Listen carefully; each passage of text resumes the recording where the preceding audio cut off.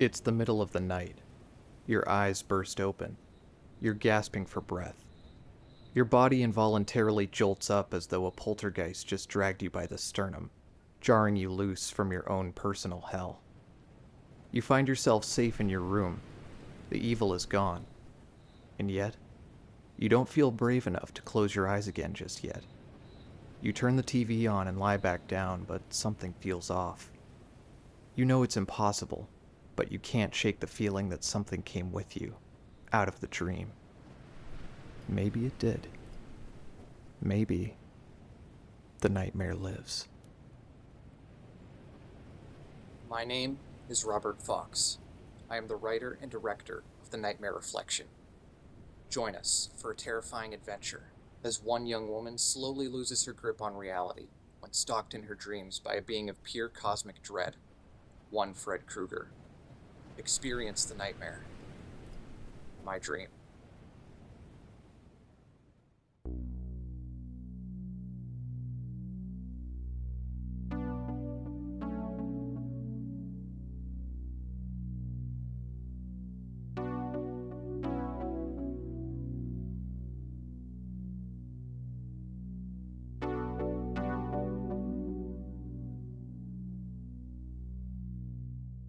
My name is Brandon J. Larry, and I'm the producer for The Nightmare Reflection. Rob's been talking about wanting to do this project basically since we first met. So this January, after we graduated from our master's program last year, he reached out again wanting to make this project a reality. The Nightmare Reflection is actually a short proof of concept for a feature film that I would like to pitch to the Craven Estate someday. The feature-length script is actually done and ready to go.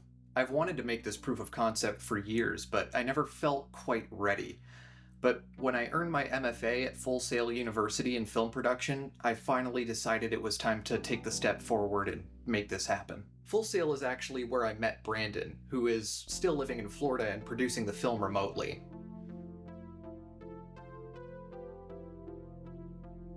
Our first order of business was crafting the budget. Now, of course, with any film, short or feature length, the number one priority is getting the budget right. And that has been our biggest focus on this one, to make sure we could do it for as lean as possible while still making sure we keep our quality as high as possible. There's been a lot of discussion about what the budget should be regarding props, makeup, locations, and a lot of back and forth as we try to figure out the best way to make this project as big of a success as I want it and as I know Rob wants it as well. So we put a lot of consideration into how we operate with the budget moving forward, how we operate with our crew, with our cast, how we want to raise the funds, how we want to structure the business to make sure that this is a sustainable project.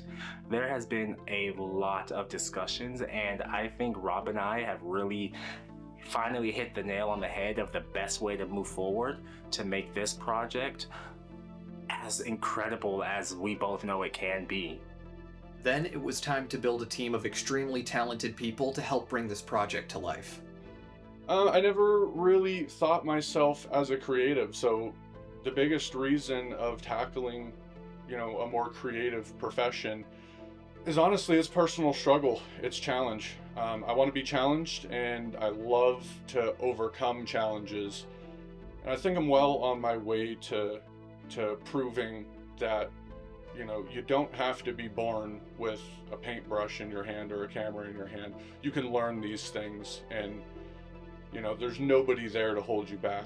It's just always something I've been drawn towards. I feel like whether that's making games, acting, writing stuff, I'm doing just drawing. I like creative things more than I like non-creative work, so it's just more ways to express myself, which I'll always take up, I mean, just seeing that end product it's something else, seeing an idea that you created that started off in your mind and actually being able to see it play out in front of you is, to this day, I mean, for as long as I've been doing this, it's still such a surreal, enriching experience, I mean, like I said, it starts off as an idea, and then you start thinking and thinking and thinking, and you visualize all this stuff in your head, and then you bring it to life. I mean, it's amazing. My mind runs at 120 miles an hour, and I get all these grandiose ideas, and they only stay ideas if you let them. So I apply myself to, work on music, and I created a language from scratch, and I've worked on plenty of film movies in the past and projects, and anything that just if I can see it in my head or I can hear it in my mind, I've got to get it out there. We all have different things inside of us and different phobias, different loves, different passions, and working in film really allows me that creative outlet to express myself and to put those things out to the public, so that way hopefully they can see those different things and realize that they're not alone in their own fears and phobias and personal problems. Now, because this project is based on the Nightmare on Elm Street IP, we're not looking to make any profit from the project. However, these amazing folks are contributing their time, effort, and resources to the project to help make this dream a reality.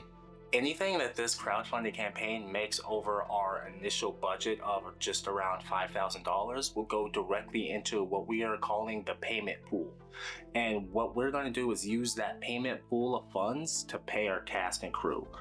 From the jump, everybody signed on with the notion that this is going to be a short film and a passion project for all of us, and they were more than willing to sign on for no payment whatsoever. But that's not how Rob wants to do things, and he wants to be sure that everybody is well compensated for all of their hard work and dedication.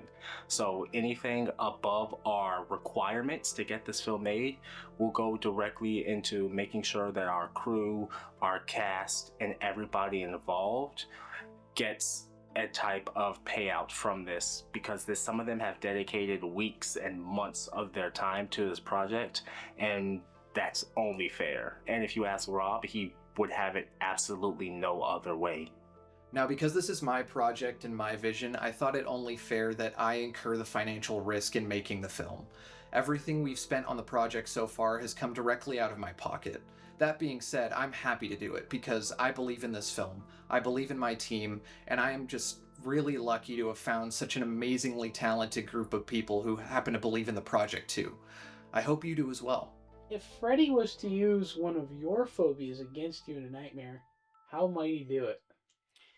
That's a pretty easy one. I'm afraid of the dark. So if Freddy were going to use a fear against me, it would just be all too easy. It would be, just put me in a dark room. Now, what is it about the dark that scares you so much? I don't know what's there.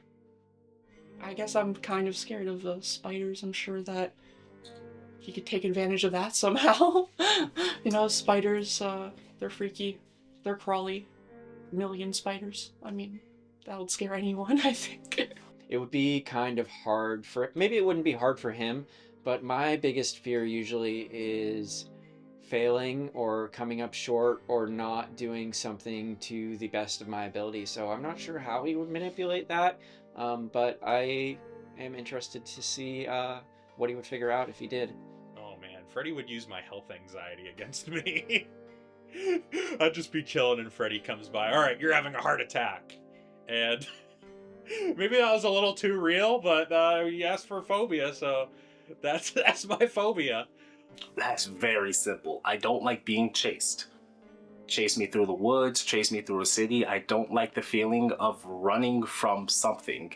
And just the very nature of that type of horror will cause you to run, which would just amplify the horror I'm feeling in the moment. Drowning definitely wouldn't be fun. So, something maybe relating to that, or being swarmed by bugs. I get the creepy crawlies really easily, especially even if I watch bug movies. I'm always looking around my room for things scurrying around in the corner. If I find a bug hiding out in my room, I can't sleep for the next couple of hours because I'm just checking every nook and cranny. So maybe something having to do with that.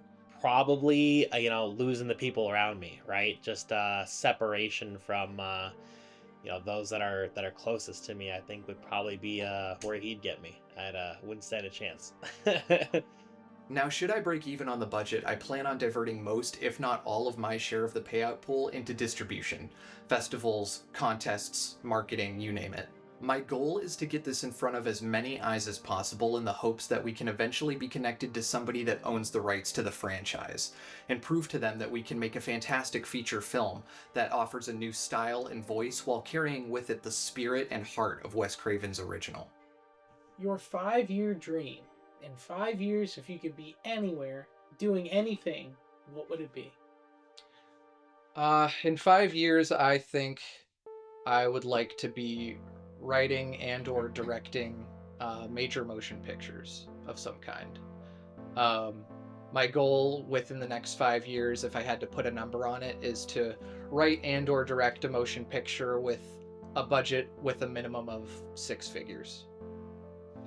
Drinking a pina colada on the beaches of California. I don't know.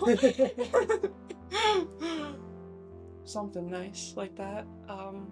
I hope that my career advances a lot. I hope that I'm in a more nice financial situation. I hope that I have a house, normal goal things. I hope to have all that in the next 5 years. So. I guess I'd like to continue acting. I'd like to keep that going. I'd like to have some more projects under my belt. I'm I'm spending a lot of time on the post-production of my feature. I'm spending a lot of time on my web series. I'd like to see those, completed exactly as I'd like to see them, and I'd like to, ideally I'd like to break into the industry. I'd like to hone my craft, and really be able to bring more characters to life. My 5-year dream is actually quite simple. I want to keep doing what I'm doing right now, and I want to be able to do it on a larger scale, on my own dime and my own time. I love making films. I want to make them for the rest of my life, and I would like to be able to make them without having to necessarily worry about the financial viability of the product. We're filmmakers. We want to make art. We don't want to think about the business of making art. In 5 years, I would like my company to be producing media for small businesses and small studios full-time. I would love to have a nice cohesive team of filmmakers and advertisers, marketers, artists, making sure that small businesses and people with dreams have the opportunity to go out there and do their thing affordably. In 5 years from now, where I would like to be, I would love to be just making more movies, making music, directing at some point, bringing projects to life, but really just supporting the people around me and helping them really bring all of this to fruition. In 5 years, I'd love to be standing side by side with the people that supported me, and just killing it. 5 years, I quit my day job and I'm making films and producing content full time. What kind of content? I would make, right now, I'm really happy making anything. I'll do commercial work, I'll do my own side projects and short film work. I'll work on big name features with big budgets. That would be super exciting. But right now I'm really happy just doing this smaller budget ragtag group of passionate individuals coming together to make something as powerful and as beautiful as we can. Filmmaking is about bringing dreams to life, and this is mine. Are our goals lofty? Sure. Is it a long shot? Maybe, but to us, that's no excuse not to give this everything we've got. So that's exactly what we're gonna do. So thank you for checking out the project and for giving us a shot. We really hope that you can join us in bringing the Nightmare Reflection to life, because together, there's no dream too big.